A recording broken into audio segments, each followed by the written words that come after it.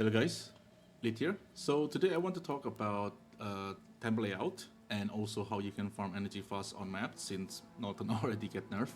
So let's just begin with the energy farming first, since that is like one of the most asked questions on my last two video. So the way I do it, I will find a tower like this and I will click the tower and I will put in maps, and usually for the maps I just alt them. I don't really care about what the mod inside them because I can do all the mods. And I will put in the grand project. This is the tablet. It costs around 250 XL by the time of recording, and I will just open the map with that precursor in. And then I'm going to go inside the tower, kill the boss, and click the precursor beacon, so the beacon is activated. So let's just move into this one. This one, we got Atziri pretty near here, so that's nice. And we're going to look for the stair to go up, because this is the map, I think, which you need to go up twice.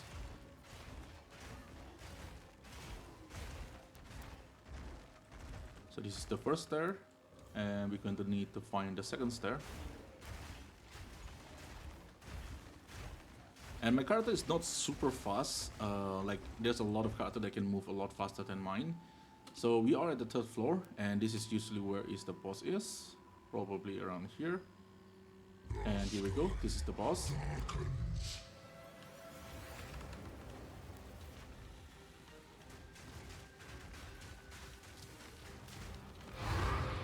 And we go activate the beacons, and the grand project is basically active, so we're going to go back to the hideout.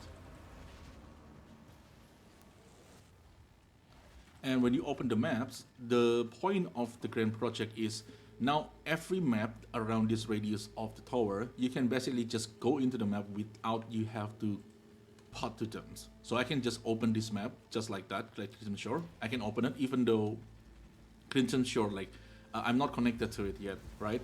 And what this does is I don't have to kill the boss, and that's going to cut a lot of time. So what I need to do is just go inside the maps and basically try to find the Fall Temple or the Fall Mechanic. And usually I will go around the waypoint. A lot of the time it's around the waypoint, so this is like 20 seconds, right? I can portal back, I can go to the next map and keep repeating that again and again and again. This is not as fast as Holton, but it's pretty close in my opinion. So this is how I farm all my energy, and that's mean you're going to cost one map and also a grand project. I mean, grand project, obviously the 250x salt is for like this many maps, so you're probably going to get a lot of energy just from one grand project. And even though this is quite pricey, like 250x salt, but from my experience running the temple, I actually do get this quite a lot. So for example, if I open my dump tab and I take iridescence, you can see that I do have quite a lot of grand project, and I do not buy this. This is all the throw from the temple. So you do get quite a lot of this. You probably have to buy some more, but at least most of the costs are already taken care by the temple itself when you already built the temple. If you do not want to use grand project, you can just use map. This is going to take longer. I think before, if I'm not using grand project, my time average on the map is around like 1 minute to 2 minutes, depending on like where is the boss and where is the Fall Temple. Some maps can be really fast. For examples like the Assemble, I can do that map under 1 minute, even if I have to kill the boss. So it's really depending on you. If you want to invest more, you can use the grand project. They're going to fasten the energy farm by a lot. Or you want to go just slow and just enjoy it, you can just use the map. So the choice is up to you. But that's how I farm all my energy. And another thing that can help with the energy farm is speed and light radius. So speed, I have 40% movement speed boots, and my tree is also have this cluster over here. This gives me a lot of movement speed. I also annoying movement speed here. So try to get as much movement speed as you can. And there is also an item like this that's going to give you light radius. The light radius basically going to allow you to see a little bit further when you get into the maps, and it make it easier to spot the temple mechanic. So there's a few items that can help you. There is also a helmet like this that can give you light radius. There's a plenty unit that can give you light radius. But for me, I'm using this with Clan the Touch, so I get something like 68 increase light radius. So It's decent amount, and I think that's more than enough. So if you can get something at 30 to 50 light radius, that will help. And now let's talk about the layout of the temple. But first thing first, I do not know which layout is the best, so you have to try it out yourself at some point. I will make this layout based on my experience playing Path of Exile 1 and Path of Exile 2, because both of them is basically the same in terms of like scaling the juice. So for juicing loot, there is 4 mods that I know is doing really well on PoE2. Number 1 is monster effectiveness, and that's basically a quantity of item drops. The more effectiveness you have, the more drop you're going to get from monster. We're talking about like quantity of the item drops. And the second one is rarity of item found.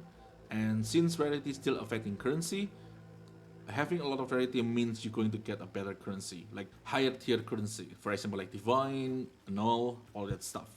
And the third one is increased number of rare monster. This is just mean how many rare monster you have. So the more you have increased number of rare monster, the more rare monster you're going to have. And rare monster in Path of Exile is the one that's going to drop you a lot of loots, because they usually have a better base drop. So it's naturally going to drop you more stuff. And for the last mod is rare monster have additional modifier. Additional modifier on rare monster means the rare monster will have more quantity and more rarity. So that's what the additional modifier do. So these are the 4 mods that you really want to pay attention when you build your temple. Now we're going to talk about how you're going to get all the 4 mods. But first thing first, Spy Master is something you always want.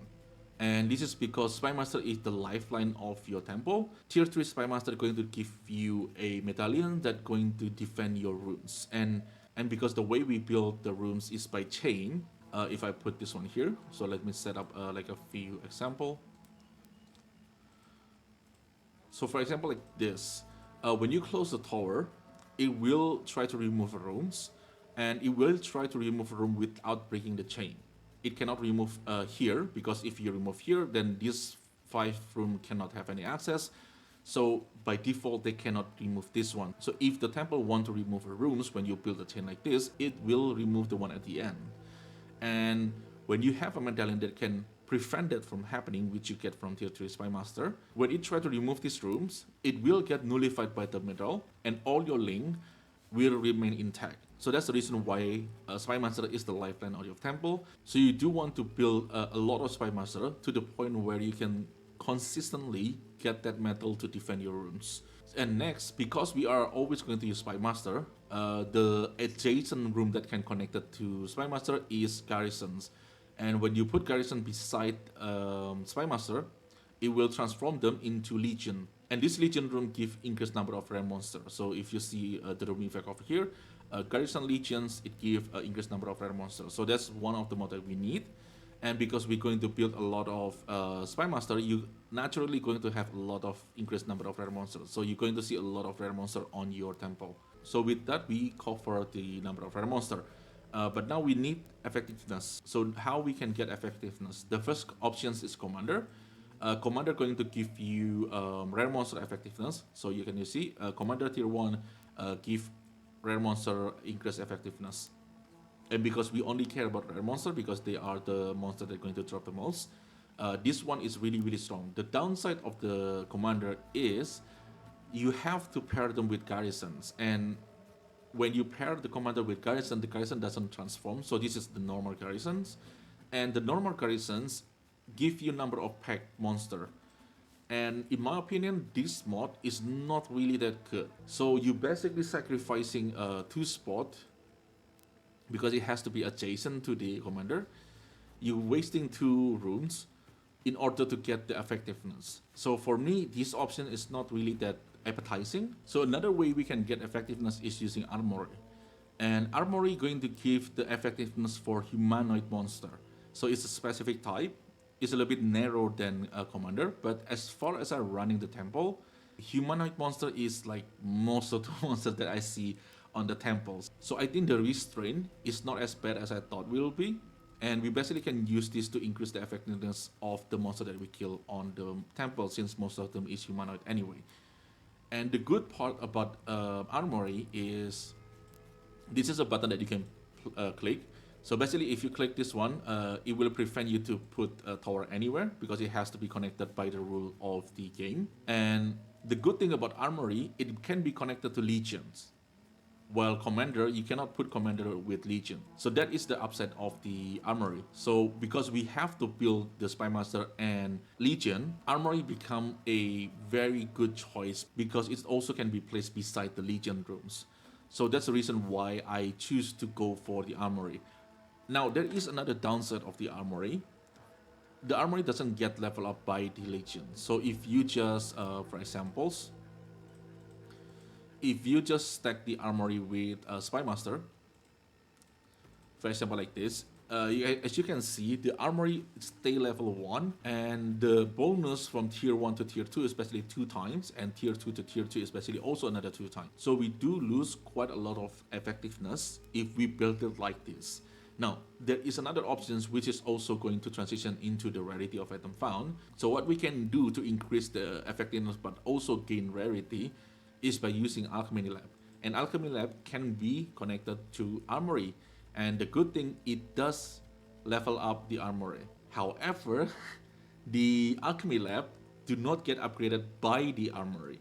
So it will stay T1. The way to mitigate this, we can pair them with Thaumaturge, and we can pair them again with Alchemy Lab, and we can pair them again with Armory.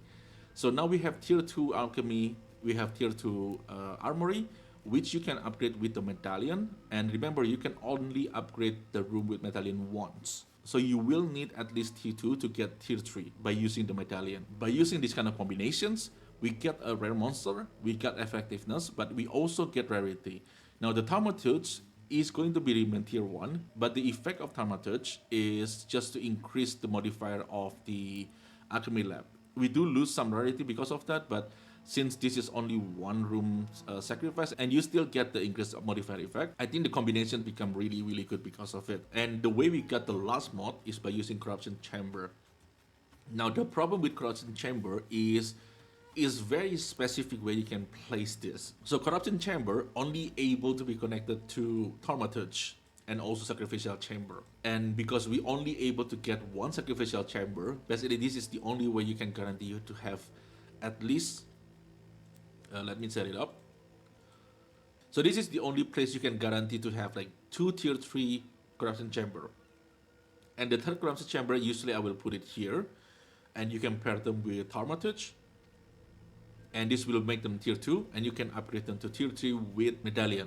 Some of you probably going to ask, like, why not we just building like Thaumaturge, Corruption Chamber, and Thaumaturge, and this again, like we can repeat this. Well, apparently you cannot. And this is the problem with Corruption Chamber. When you repeat it, now this chain becomes dead. There is no other room you can connect to Corruption Chamber, because Corruption Chamber only able to be connected to Thaumaturge and Sacrificial Chamber. And because we only can have one Sacrificial Chamber, which we always going to use with this combo, now you basically only going to have another tier 2 tower here. We can add the fourth one, but I think that's for like very, very endgame after you like finish most of your temple, which you can place like around the entrance like this. And you can upgrade this to tier 2, and you can only remain tier 2, and you have to spend lock on this. So you're basically going to burn 3 lock medallion to keep all your rooms at the end of the temple, right? When you build everything already. So for Corruption Chamber, unfortunately, this is the only way I can find to utilize these rooms. This is as much as I can put it into the like a single temple. Each Corruption Chamber at tier 3 will give you 60% chance to have additional modifier. We have 60% here, 120%, and this one I think is 30%. So we have 150%. And if you have enough Thaumaturge, it can go up to like 200s, right? When you have 200% chance to have additional modifier, if I understand this correctly, once again, I don't know for sure, but as far as I understand this, you will give 2 modifier to your rare monster, and additional modifier is really, really strong for loot. And we will talk about the number on the spreadsheet. I do make a spreadsheet for this. Now I want to show something that I found another people do, which is really, really broken, but it does require you more works on your temple. So normally, when you place a Spy Master and when you place the garrisons, you cannot place the Spy Master again. It doesn't allow you to keep repeating like that. You have to put Armory, then you have to put garrison again, and you have to put Spy Master again. So you're always going to need one Armory in the between. However, apparently there's a way to go around this. So if you build your armory here and then you build garrison here, apparently that allow you to build a spy master here. What you're going to do with this, you're going to lock this one, and when you lock this, the only room that can be removed is these two. And when these two is gone, now you basically can build a chain of spy master, legion, spy master, and legion, and this is really strong. I personally not going to do this for now because I already built my temple and I do not want to reset everything from zero again. So this is the new tech that I found. Whether you want to use it or not is really up to you. And next, let's talk about the layout template that I planned for my temple. So this is the plan that I cook, since I know that apparently to fill in the inside of the temple is really complicated because you need to make sure that it do not touch the other chain. So for example, like if you see this chain, there's a green link here. This is one chain, and none of the rooms will be connected to the other chain, right? So this is the other chain, and it will go up here and keep rotating like that. So this is two very long chain, and you have to make sure every single room there is not connected to the other chain. It has to be stay in its own chain. And I will put the link on the description for this website, and I will suggest play around with it. Now, if your layout is the same as me and your starting point is the same as me, you probably can use this layout. But if you're not, it's going to be very different. For example, like if you start with garrison first, your layout is going to be different than this. So this is something you have to figure out. This is another thing that is really important. Depending on where your architect room is, the layout is also going to be different because you have to be avoiding the area around the architect. So I cannot really promise it, but if I could, if I have the time, I will try to generate as much layout as possible. I just have to figure out the combination, and I think that's a lot of combinations. So I probably won't be able to cover all of that. Other way you can kind of get this kind of layout is also watching another streamer. So for example, like Fabgun or Milky BK, a lot of the streamer is playing with Temple, and a lot of them also build the layout for themselves. So ideally, you will build this yourself, but I've done it, and this is really complicated. So I can understand if somebody going to tell me that this is way too complicated for me. I'm not going to blame you. Like I said, I spent hours to do this, so it is what it is. So this is basically the plan for my layout, and this is what I will do for the Zero to Hero Part 3. After this, I have to farm the energy because I basically spent the whole day to edit the Part 2 and also make this video because I think this video will be very important. I want to push it out as fast as I can. And after that, I will work on the part 3. And also, just for an extra stuff that I will link in the descriptions, this is a spreadsheet that I made. I basically just try to calculate like how much rarity, how much quantity, and how much additional modifier that I can get. I do not know the formula they use, and this is just I'm doing some rough maths. This is the layout that I post earlier on my channel, and it does have quite a lot of rare monster, but it lacked in rarity. So I decided to play around with it again, and I basically come up with this layout. I basically just need this number to like kind of give me a rough idea, like what kind of stat that I'm looking for. And I think I will prefer this layout because it does give me more rarity, like way more. This is 300 here, this is 1200 here. I do lose effectiveness, I do lose rare monster, but I think it's better to balance out these stats in order to get like a better loot. Usually that's how it works in PoE. You do want to have a little bit of everything instead of just pulling on one thing only. Like most of the cases, you always want to balance out the stats. So this is just something I want to add in. So if you guys want to play around, you can check out the spreadsheet and you can use this formula to, you know, calculate yourself. Just in case, like if you open the tab that I showed earlier, you can see like how many garrison you have, how many armor you have, all that stuff. And the way I calculate this, I will assume all of this will upgraded with the medallion already, because the one that you see here is without the medallion upgrade. So, for example, like I have 6 tier 1 armory in my spreadsheet. I put them on tier 2 because I assume just I upgrade everything. So this is like the end result of the number, and this is not include the waystone modifier. You can also get it from metal. So this is just for some rough idea. If you want to play around with the number, this is what I already made. So maybe this can be helpful. And as usual, if you guys have any questions, just leave it in the comment below.